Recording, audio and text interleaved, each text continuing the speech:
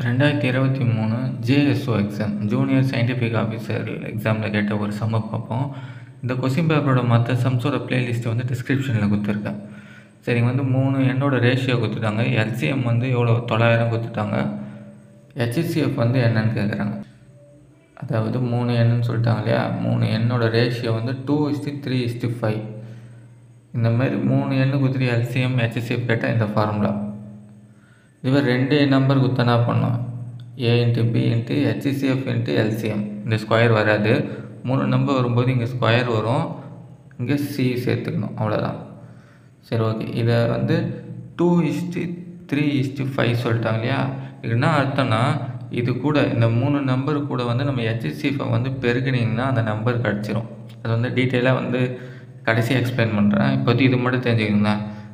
Ratio கூட இது ஹெச்சிசிஎஃப்பை வந்து பெருகுனா அந்த உண்மையான நம்பர் வந்து நமக்கு கிடச்சிரும். அப்போ என்ன பண்ணோம், எல்லாத்துக்கும் வந்து ஹெச்சிசிஎஃப் வந்து நம்ம எக்ஸ்ன்னு எடுத்துக்கிறோம்.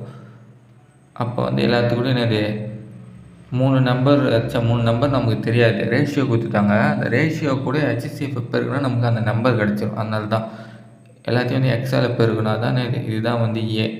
அந்த உண்மையான நம்பர் வந்து இது 2x வந்து ஏ, 3x பி, 5x வந்து சின்னு அர்த்தம்.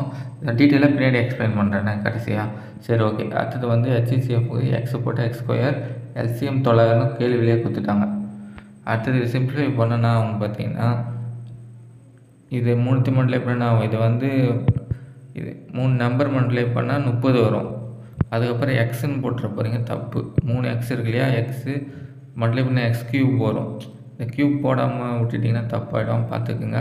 x³ போட்டோமா, அதுக்கப்புறம் இந்த சைடு ஸ்கொயர் இருக்குது, க்யூபு ஸ்கொயர் அடிச்சுட்டா இங்கே எக்ஸ் மட்டும் இருக்கும். அதுக்கப்புறம் 0 போயிடுச்சு. 3 வந்து 90 ஆச்சுன்னா வரும் 30. அப்போ x = 30 கண்டுபிடிச்சாச்சு. இதான் இது ஹெச்சிசிஎஃப் வந்து 30. இப்போ பாருங்க, இப்போ இந்த நம்பர் எடுத்துன்னு போய் அப்படியே இது கூட பெருக்குனீங்கன்னா என்ன ஆகும்னா, எக்ஸ் இருக்கிற இடத்துல சப்ஜெக்ட் பண்ணுங்கள். ஃபஸ்ட்டு நம்பர் வந்து 60. இப்போ 3 × 30 90, இது 150. இதுதான் அந்த உண்மையான 3 நம்பரு. இந்த 3 நம்பருக்கு நம்ம எப்படி ஹெச்சிசிஎஃப் எடுப்போம்? ஆன்சர் வந்து 30 முடிஞ்சிச்சு. நம்ம எக்ஸ்பிளைன் பண்ணுறேன் பாருங்க, இந்த ரேஷியோ வந்து எப்படி வந்திருக்குன்னு. எல்லாருக்கும் தெரியும், தெரியாதவங்களுக்கு வந்து தெரிஞ்சுக்கோங்க, அதுக்காக தான் சொல்கிறேன்.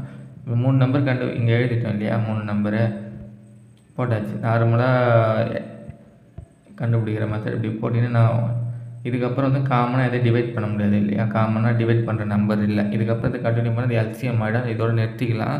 அப்போ இது வரைக்கும் மல்டிப்ளை பண்ணால் நான் வரும்னா 30. அதான் வந்து ஹெச்சிசிஎஃப். ஓகேங்களா. இதை எடுத்துன்னு போய் இது கூட மல்டிப்ளை பண்ணால் நான் கிடைக்கும் 30 × 2 60 90 50. இங்கே ஒரே இங்கே நம்பர் இருப்பாங்க. இதுதான் வந்து இங்கே கொடுத்துருக்காங்க 2:3:5 கேள்வியில் கொடுத்துருக்காங்க. அதுதான் ஹெச்சிசிஎஃப்பை இந்த கடைசியாக இருக்குல்லையே அந்த நம்பர், இந்த ரேஷியோவில் கூட பெருக்குனா வரும். இங்கே பாருங்கள், தெளிவாக கொடுத்துருப்பேன். இங்கே பாருங்கள், நம்பர் வந்து கண்டுபிடிச்சிட்டோம் இல்லையா, அந்த நம்பர் வந்து டேரெக்டாக ஹெச்சிசிஎஃப்பை டிவைட் பண்ணனா ஆகும், ஒரு ரேஷியோ கிடைக்கும். அதுதான் வந்து இங்கே கேள்வியில் கொடுத்துருக்காங்க 2:3:5.